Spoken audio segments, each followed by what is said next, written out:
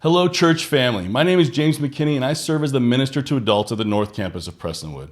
At Prestonwood, we place a significant priority on supporting families and marriages of all ages and stages. So whether it's through our incredible kids or student ministry, or even our dynamic adult life group ministry, or even our marriage mentorship program, we want to come alongside your marriages and families to help provide biblical wisdom and guidance so that all of our marriages and families can be more closely aligned to the design that God has laid out for us in His Word. Now, while the context of our lesson today will speak to the journey of parenting, the content is applicable even for those waiting for the blessing of parenting, as well as for those waiting for the Lord to bring them their forever spouse. So wherever you find yourself on the spectrum of adulting, I'm asking you to lean in this morning because the principles laid out for us today are applicable to all of us. So let's jump right in.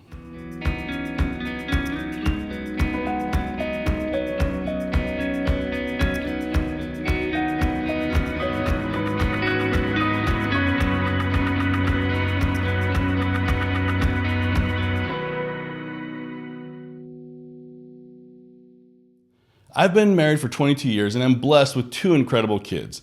And I say that because we're in a really sweet place right now as my daughter's in her senior year of high school preparing to head off for college, and my son is in his freshman year of high school. Now, had we had this lesson 4 years ago, I might not be speaking such nice words of praise about them. The middle school years were so incredibly challenging for us. But I'm sure I'm the only one this is true for, just my family. Y'all are living the dream, right? Well, I'm always saying that parenting is not for the weak. And it's real. I mean, parenting is super challenging. And there are some seasons that are so incredibly unrewarding. But then there are those moments when your teenager just randomly grabs your wife's hand while walking through the mall, or your 6-year-old just jumps into your lap to just snuggle and then falls asleep right there. And then all of a sudden you forget all about their tyrannical behavior just 20 minutes earlier. Now, if we can have a moment of authenticity, parenting is the worst game of telephone ever. Think about it. How did you become equipped for parenting? I mean, our approach to parenting usually begins with what was modeled for us by our parents. But when we were raised is how we're taking that, bringing it into our marriage. We take the model and make some adjustments from the things that we didn't like that our parents did, and we bring those into our parenting tactics. Well, our spouse does the exact same thing. And guess what? Your parents did the same thing for you, and your spouse's parents.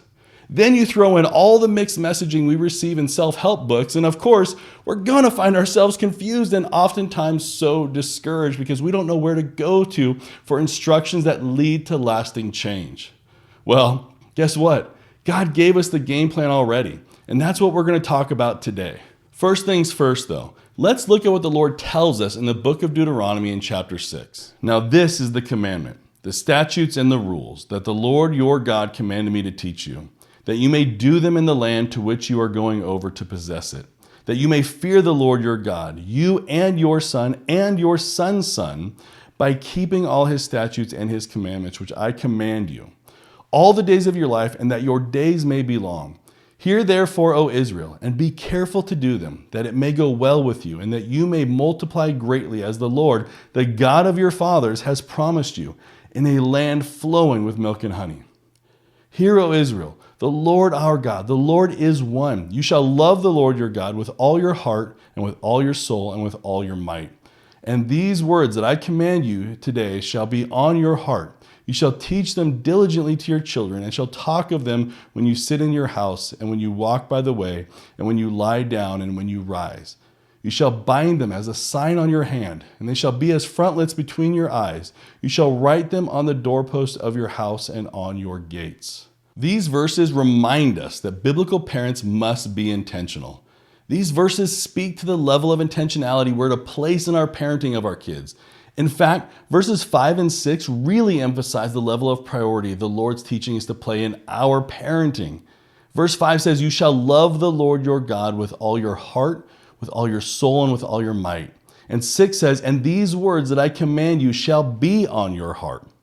See, we're to love him with all our heart and to ensure the Lord's teachings are on our heart.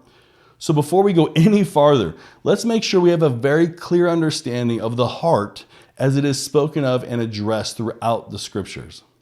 In fact, these verses we read from in Deuteronomy is from a section of a well-known prayer that the Jewish people prayed every morning and every evening for centuries and still do. And that prayer is called the Shema.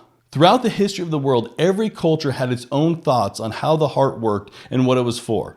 For the Israelites, however, they knew the heart was an organ in the chest that sustained life. And we know this because in 1 Samuel 25:37, we read of an individual who had a heart attack. Another belief the Israelites had as it relates to the heart is that they believed all decisions and morality derived from the heart. Within the pages of Scripture, we read numerous verses that speak to believe in your heart. We get that out of Romans 10:9.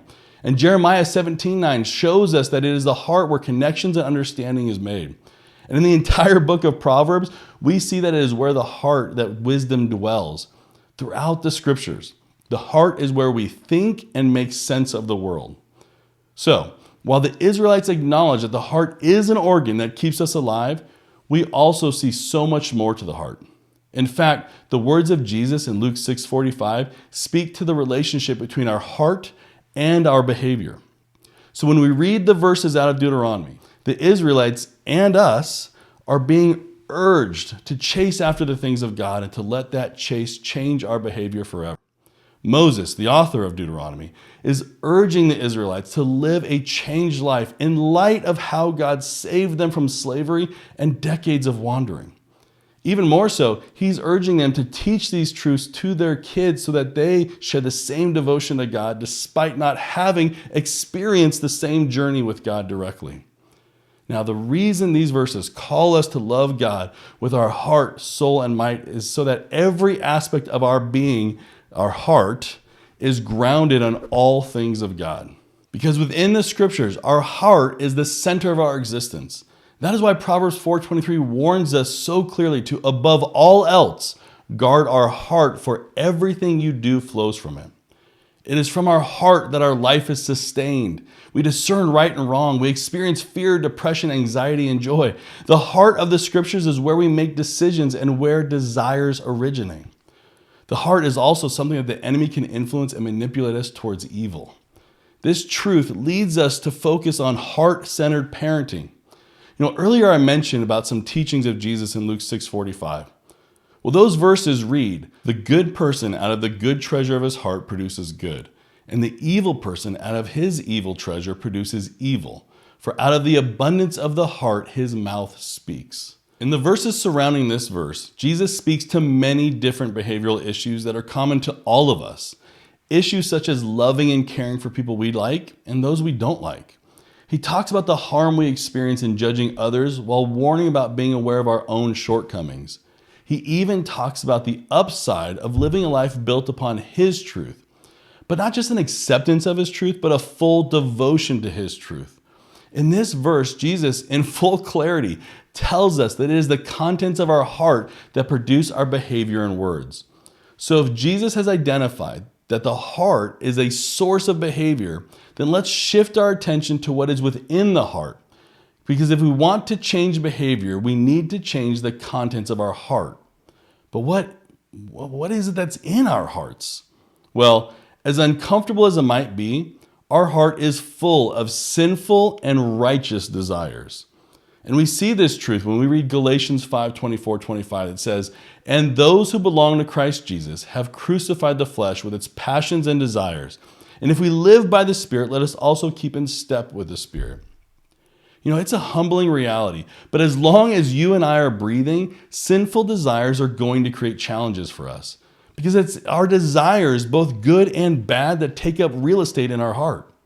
The goal over time is that the desires of our heart will become more in step with that of the Spirit within us than of the flesh. And that's what Paul is highlighting for us in those verses in Galatians. See, Paul is telling us that those that have surrendered their lives to Jesus Christ, that the enslavement to sin that once held us bondage has been crucified. We now have the ability to pursue righteousness, but he then goes on to add a condition to it with if. See, there's a premise to the promise. We have to do the work and live by the Spirit. And as we keep in step with the Spirit, the prominence of the righteous desires within our heart will overpower the sinful desires. Again, if we are breathing, we are sinning. But walking in step with the Spirit over time strengthens us in our pursuit to be more like Jesus. So is it simply our desires that drive our behavior? Well, the answer is no. And thank goodness for that, because again, we're sinners and our desires will always be a mix of righteous and sinful. So knowing that both sinful and righteous desires are going to take up real estate in our heart, how is it determined which desires will drive our behavior and or our words? Well, the answer is revealed to us in Proverbs 3:5-7. Verse 5 says, "Trust in the Lord with all your heart, and lean not on your own understanding. In all your ways submit to him, and he will make your paths straight. Do not be wise in your own eyes. Fear the Lord and shun evil." See, within these 3 verses, we see 2 very clear decision filters that reside within our heart. The first is a filter of perspective, and the second is a filter of values. Let's discuss the perspective filter first. Perspective reveals how we believe the world works. It is this filter that stops us from jumping out of a plane at 30,000 feet without a parachute, because we understand that gravity is a real aspect of the world that we live in. Within Proverbs 3:5, we are told very clearly that we are not to lean on our own understanding and that we need to trust in the Lord with all of our heart. With everything in our being, we need to acknowledge the reality that we do not fully understand everything about how the world works. We are not the creator of the universe, and it is foolish of us to assume we have a full understanding of his created world. In fact, Isaiah 55:8-9 also speaks to this truth. It reads, "For my thoughts are not your thoughts, and neither are your ways my ways, declares the Lord. For as the heavens are higher than the earth, so are my ways higher than your ways, and my thoughts than your thoughts." So if the scriptures reveal to us that our perspective of how the world works might not be exactly aligned with God's perspective, what is it that shapes our perspective? Or in other words, how do we develop our understanding of how the world works? Well, there are many things in our world that shape our perspective, starting with our own family upbringing. Yes, our own mom and dad shaped how we think the world works. Other perspective shapers are media, culture, our overall personal experience, and of course, the Bible shapes our perspective. Unfortunately, most Christians give more significance to their personal experience than the Bible when it comes to shaping perspective. Don't believe me? Just look at the category of premarital sex. In 2011, a Christian magazine reported that 80% of self-identified Christians have had sex before marriage. At the time of this survey, the non-Christian segment reported back with 88% of having had sex before marriage. The scriptures speak very clearly that sex is to be reserved for marriage. So why would 80% of Christians be having sex outside of marriage? Well, James 1, verses 14-15 give us a glimpse as to why this would be. Those verses read, "But each person is tempted when he is lured and enticed by his own desire. Then desire, when it has conceived, gives birth to sin. And sin, when it is fully grown, brings forth death." The reason that the Christian perspective on premarital sex is no different than that of an unbelieving world is that consequences are not always experienced immediately. See, James uses the term fully grown. This image points to the reality of a process. And I can assure you that if Christians experienced immediate consequences the moment they had sex outside of marriage, their perspective would be drastically different. But because consequences are not always experienced immediately, we begin to develop a perspective that is ill-conceived. That is the process that James speaks to in those verses. And luckily for us, our God doesn't want a relationship derived out of compliance, but one built upon love and obedience. So while we might not experience immediate consequences for living outside of his design, we have to trust that his design is best. And while we might not agree or even fully understand his design, we need to know that it's his design and his will that is best, and we need to obey. It is that repeated acknowledgement that helps us to develop a perspective more closely aligned to God's design. And we have to remember though, perspective is not the only filter contained in our heart. The other filter is our values. And that is what Proverbs 3:6-7 speaks of. And again, those verses read, "In all your ways, submit to him and he will make your paths straight. Do not be wise in your own eyes, but fear the Lord and shun evil." See, when we talk about values, we need to understand that our values reveal what is most important to us. To go back to the premarital sex discussion, is there a chance that a believer might not actually know what the Bible calls us to as far as purity until marriage? I mean, yeah, I guess there's a chance, but if there's anything the church has messaged really well, it's just that. So the issue is not that Christians don't know what the command is, but that they value self-gratification far more than obedience. Let me be clear though, this is true for every single one of us. Every time we exhibit a behavior that is in opposition to God's teaching and design, we are choosing self over obedience. This was just as true in the Garden of Eden as it is now. In fact, Pastor Connor Bales coined a term for this that I have written on a Post-it note because it is a term that summarizes the core issue perfectly. Pastor Connor calls it the sin of autonomy. See, the sin of autonomy is predicated on elevating ourselves above God's teaching, above God's design, and even above God himself. The sin of autonomy places self above everything, and it is the sin of autonomy that has us believing that we are accountable to nothing or nobody. Every single one of us battles the sin of autonomy, and we exercise this sin every time we choose to value self over obedience to God. Now, just like there are numerous things that shape our perspective, there are also numerous things that we value. Now, aside from self-gratification, we value public opinion, we value importance, we value entertainment, happiness, inclusion, we value comfort, peace, and yes, we even value honoring God. The problem, though, is that more often than not, we value one of those other categories far more than we value honoring God. Every single one of us values various things in varying degrees of significance. But within the United States, entertainment and inclusion sure do rank very high for so many of us. Don't believe me? Gather a collection of friends that claim Jesus is their Lord and Savior and ask them if they've watched numerous episodes of Game of Thrones, True Blood, or most recently Euphoria. And if they're honest, I'm willing to bet that many, if not most, will say yes. But those television series, they gain massive popularity and were constantly talked about in the hallways of offices, schools, and even in online forums. Again, we value inclusion. We place a high value on entertainment as well, and so much of what we consume within media does not serve us well, nor does it bring God glory. Yet, we still consume it because we value entertainment. Now, I want to share a personal example of how our perspective and values truly do drive our behavior. And while it might not be specific to entertainment, it is one that my wife and I journey through personally. And I want to be very transparent with you about this because it's something, this whole model is something you will carry with you for the rest of your life. See, for us, the church has always been significant in the life of my wife and I. And we've known about how important it is to model to our kids God's call to participate in the work of the church. And because of my years as a youth pastor, we also knew that there was going to be a time in which our perspective and values as it related to youth sports and the church were going to be challenged. That is actually why we delayed our son from playing travel ball for so long. See, travel ball is what they called select in Southern California. Well, one summer, my son was invited to play on a travel ball team for a fall mini season where no travel was required. So it was a pretty easy entryway for us. We were so honored for our son, as if we had anything to do with it, that we accepted the invitation.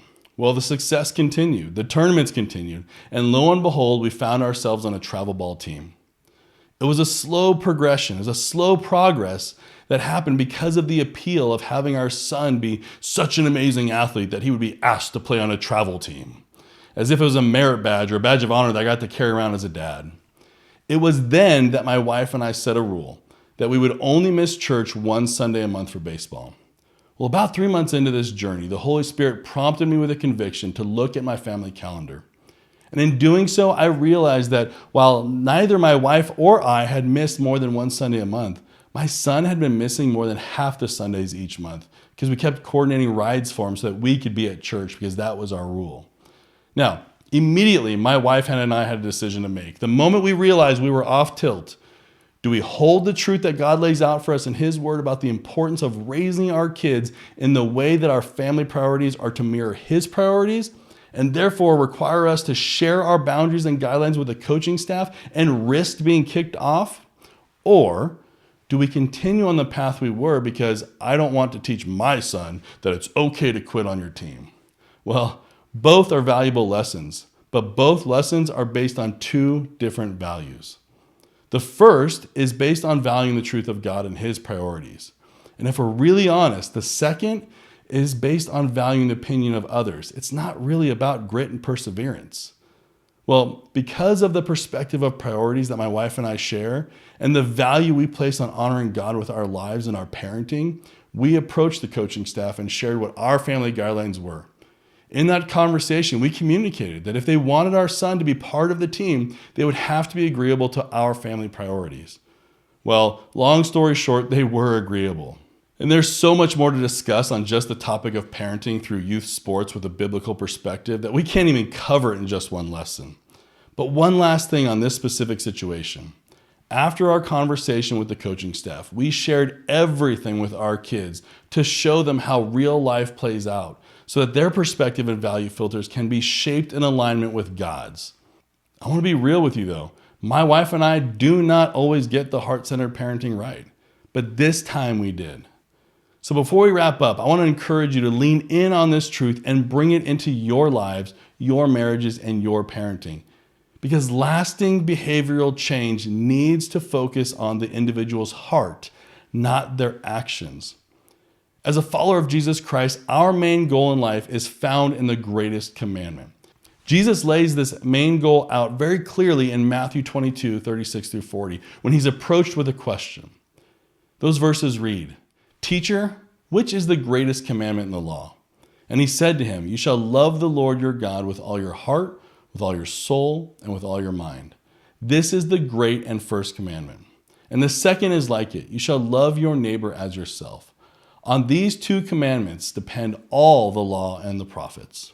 As a parent, we are raising future adults. So if our main purpose, as laid out by Jesus Christ, is to love God and love others, then we need to be raising our kids towards this main purpose as well. As we raise, as we discipline, as we correct, and even as we praise, and even as we simply hang out, we need to be showing our kids the perspective and values of God, all of which is found in his word. Everything we need is contained right here. I hope you'll continue to be part of our life groups as we continue to unpack the truth that is contained within his word. We're so glad you're here joining us for this conversation, and we look forward to serving and coming alongside you and your families.